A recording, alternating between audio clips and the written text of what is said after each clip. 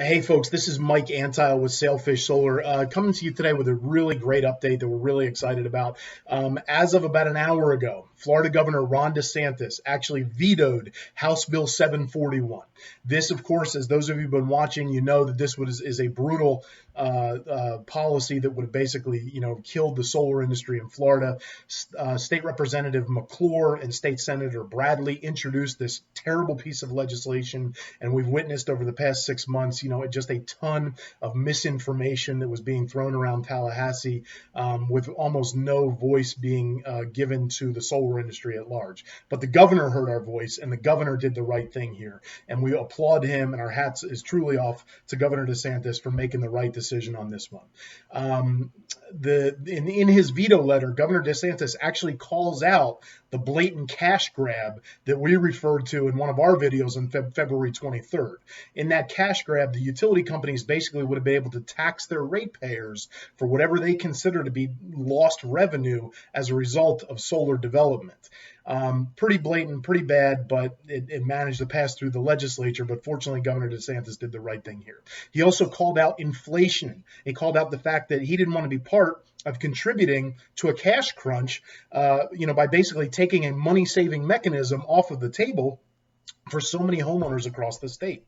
Now, look, to be clear, this is a victory, all right? There is no doubt about it. This is a victory for the solar industry.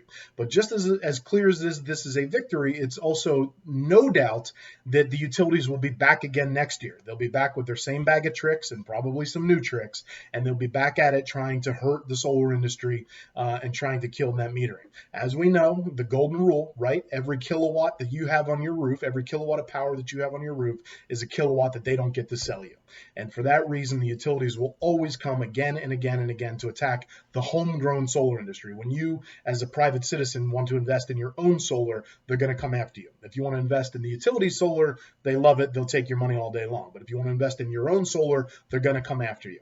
But good news is the veto took place about an hour ago. Governor DeSantis did the absolute right thing, and we're so impressed and so happy about that. So right here, right now, is our chance to galvanize our efforts and to push forth actual good public policy. Instead of having our back against the wall and being back on our heels defending our good public policy, let's get on our toes and let's lean into other types of good public policy that doesn't cost anything to ratepayers or taxpayers, but ultimately benefits all of the residents of the state of Florida.